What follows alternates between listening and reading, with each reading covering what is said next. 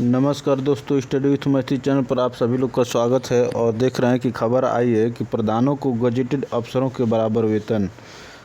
देखिए लिखा है इसमें कि चुनावी वर्ष में सरकार का तोहफा, लेवल 7 के तहत 44,900 मिलेगा वेतनमान। कैबिनेट में निर्णय के बाद कार्मिक एवं पंचायती राज विभाग ने जारी किया आदेश।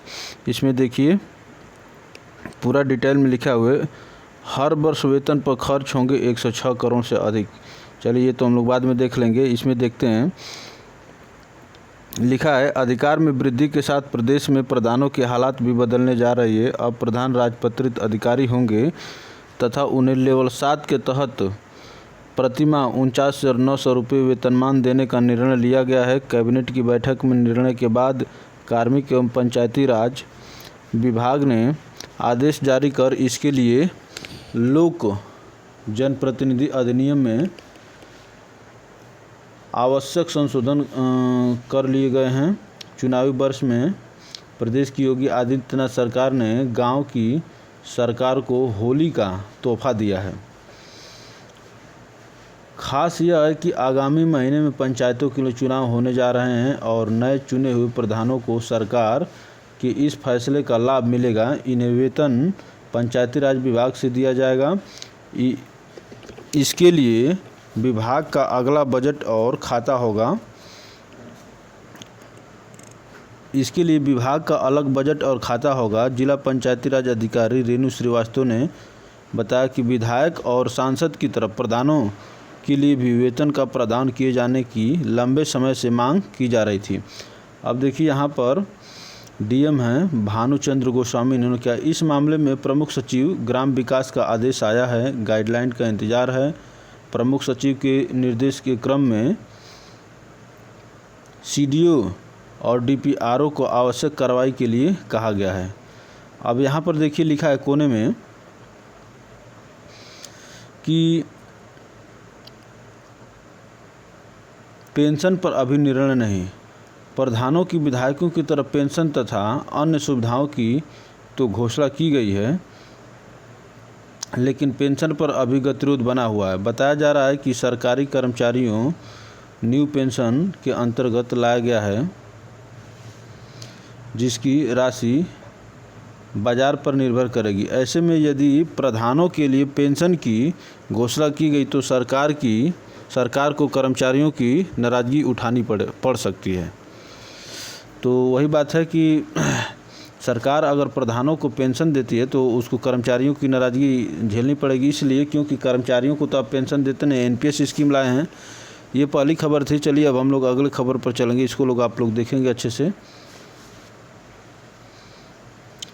दूसरी खबर ये है कि दैनिक जागरण, ये 25 मार्च की न्यूज़ है, जून में होगी दरोगा भर्ती की लिखित परीक्षा। आप देख रहे हैं कि दरोगा भर्ती का विज्ञापन जारी हो गया और 1 अप्रैल से भरे जाने की बात कही गई थी। उसमें लिखा है 1 अप्रैल से उप निरीक्षक नागरिक पुलिस पुरुषों के लिए प्लाटून कमांडर, पीएससी एवं अग्नि शमन द्वितीय अधिकारी के कुल 9,534 पदों पर सीधी भर्ती 2020-21 शुरू हो जाएगी, जो 30 अप्रैल तक चलेगी।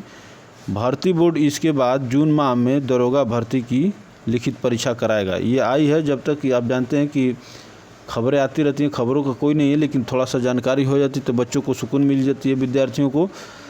भर्ती बोर्ड के अध्यक्ष एवं डीजी राजकुमार विश्वकर्मा के अनुसार दरोगा भर्ती की परीक्षा कराने के लिए संस्था का चयन कर लिया गया है।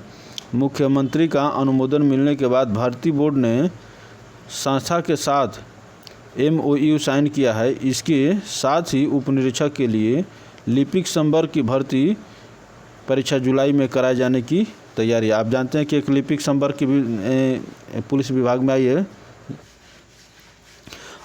अगली खबर है कि समान अंक पाने पर उम्र में बड़े अभ्यर्थी को मिलेगी नियुक्ति। ये तो नियुक्ति थी, नियम है ही, लेकिन ये है कि और हाईलाइट हो गया। हाईकोर्ट भी इसको कहा है। देखिए इसमें लिखा है, प्रयागराज से की खबर में प्रकाशित हुआ है।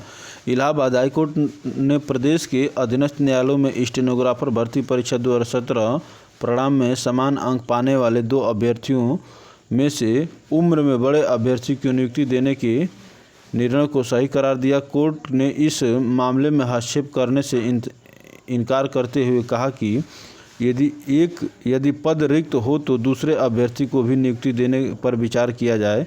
यह आदेश न्यायमूर्ति अश्विनी कुमार मिश्र ने धर्मेंद्र कुमार सरोज की याचिका को निस्तारित करते हुए दिया। याचिका का कहना था कि अनुसूचित जाति कोटे का कट ऑफ अंक 158.28 घोषित किया गया। याची को भी इतना ही अंक मिला, किंतु उसे चयनित नहीं किया गया क्योंकि याची से उम्र में बड़े अभ्यर्थी को भी इतने ही अंक मिले थे। विज्ञापन के क्लाज 11 में समान अंक की दशा में उम्र में बड़े को वरीयता देने का नियम है, जिसके कारण दूसरे अभ्यर्थी का चयन हो गया। तो ये हाईकोर्ट इस गाइडलाइंस को और क्लियर कर दिया है। चलिए अगली खबर पर चलते हैं। देखिए, स्टेनोग्राफर परीक्षा के 2 चरण फिर से कराए जाए हाईकोर्ट। आप जानते हैं कि देखिए इसमें एक भर्ती हुई थी, उसमें गड़बड़ी का आरोप लगा था और विद्यार्थी गए थे हाईकोर्ट। उसमें हाईकोर्ट बोला है, देखिए, नियुक्ति हो चुके अभ्यर्थियों को भी देनी होगी परीक्षा, नई चयन सूची पर निर्भर करेगी नियुक्ति। तो इसमें देखिए लिखा हुआ है, इलाहाबाद हाईकोर्ट ने हाईकोर्ट स्टेनोग्राफर ग्रेड सी परीक्षा में अनियमितता और नियम विरुद्ध चयन को देखते हुए परीक्षा के 2 चरण टाइप टेस्ट और शॉर्ट हैंड फिर से कराने का आदेश दिया है। इस परीक्षा में यह सभी अभ्यर्थी शामिल हो सकेंगे जिन्होंने पहले चरण की लिखित परीक्षा पास कर ली थी। परीक्षा उन अभ्यर्थियों को भी देनी होगी जो सफल होकर नियुक्ति पा चुके हैं और काम कर रहे हैं। कोर्ट ने कहा कि उनकी नियुक्ति नई चयन सूची पर निर्भर करेगी। यदि ये लोग नई चयन सूची में आ जाते हैं तो उनकी प्रोन्नति एवं अन्य लाभ प्रभावित नहीं होंगे। विनीत कुमार व कई अन्य की याचिकाओं पर सुनवाई कर रहे न्यायमूर्ति अश्विनी कुमार मिश्र ने यह आदेश दिया है। हाईकोर्ट ने कहा कि चयन करने वाली एजेंसी ने हाईकोर्ट की चयन समिति द्वारा निर्धारित चयन प्रक्रिया का पालन नहीं किया है। शून्य या निगेटिव अंक पाने वाले भी चयनित हो गए हैं। अविवेकपूर्ण चयन प्रक्रिया द्वारा चुने गए अभ्यर्थी नौकरी में बने रहने का दावा नहीं कर सकते। उनको निष्पक्ष रूप से फिर से प्रतिस्पर्धा में शामिल होने का मौका दिया जाएगा। याचिका में कहा गया कि स्टेनोग्राफर के लिए इंटरव्यू टाइप टेस्ट किस फॉन्ट में लिया जाएगा, यह विज्ञापन में नहीं बताया गया था। याचिका ने कुर्तीदेव फॉन्ट में टाइपिंग का अभ्यास किया, जो कि सामान्यतः सभी जगह प्रचलित है। 4 दिन पहले उसको पता चला कि टेस्ट मंगल फॉन्ट में होगा। उसी प्रकार से शॉर्ट हैंड एवं टाइप टेस्ट के लिए कोई न्यूनतम अंक निर्धारित नहीं किए गए थे, जिसकी वजह से बहुत से ऐसे अभ्यर्थी भी चयनित कर लिए गए जिनको शून्य या निगेटिव अंक मिले थे। तो वही बात है कि ये जो भर्ती हुई थी 2 स्टेनोग्राफर भर्ती द्वारा परीक्षा 70 देखिए यहाँ पर लिखा है, तो उनको फिर से देना होगा। और ये सारी बातें हैं जो अभ्यर्थी इसको परीक्षा को दिए थे वो अपना देख करके फिर से शुरू कर दें, और सारी बातें इसमें लिखी हुई। चलिए अगली खबर पर चल। अगली खबर है कि डीएलएड 2021 में प्रवेश के आदेश अब अप्रैल में आने के आदेश। इसमें लिखा हुआ है कि अब जो डीएलएड आप सभी लोग जानते हैं उसमें अप्रैल में होने की इसकी संभावना है। अभी तक हुआ नहीं। इस बार सभी बच्चे कोरोना के कारण इंतज़ार कर रहे हैं जिनको एडमिशन लेना है। चलिए अगली खबर पर चलते हैं। इसमें इसको डिटेल से देख लेंगे आप लोग।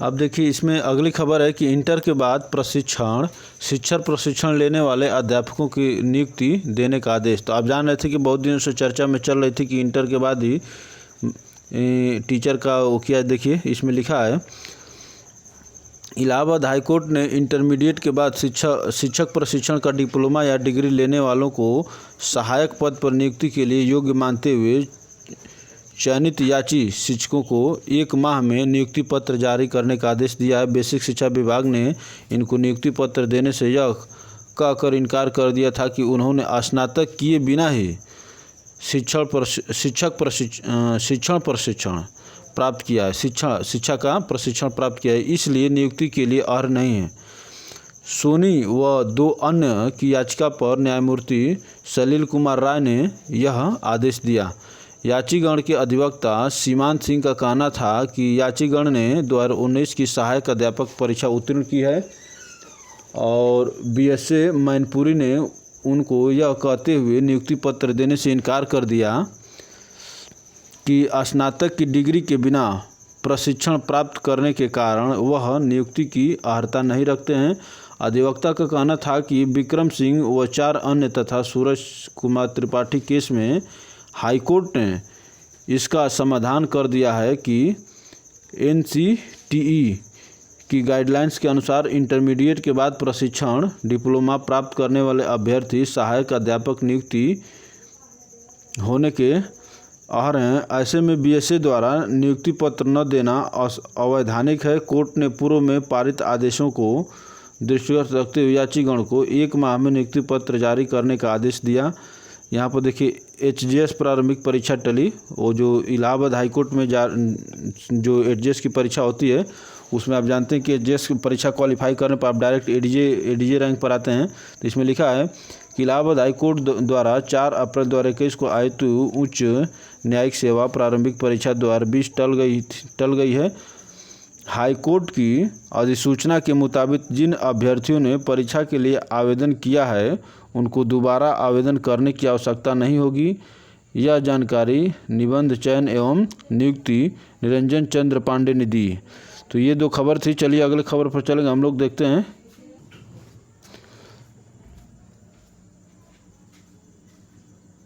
अगली खबर यह है कि 1.8 लाख विद्यार्थियों के खाते में भेजी गई मिड डे मील की रकम। आप इसमें देख रहे हैं कि लॉकडाउन की अवधि में बंद चल रहे परिषदीय स्कूलों के 1.8 लाख विद्यार्थियों के खातों में मिड डे मील की रकम शनिवार को ऑनलाइन ट्रांसफ़र कर दी गई। प्राइमरी स्कूल 1 मार्च से खुले हैं। ऐसे में इनके छात्रों को 1 सितंबर 2020 से 28 फरवरी 2021 तक यानी 138 दिनों की रकम दी गई है। वहीं पूर्व माध्यमिक विद्यालयों देखिए कितने दिन गए हैं। तो देखिए प्राइमरी स्कूल के छात्रों को 685 रुपये और पूर्व माध्यमिक विद्यालय के छात्रों को 923 रुपये दिए जाएंगे। विशेष सचिव डॉक्टर काजल की ओर से यह आदेश जारी कर दिए गए हैं। तो ये सब लिखा है, दिए गए थे पीछे। अभी जो है विद्यार्थियों को 685 रुपये और 923 रुपये मिलेंगे।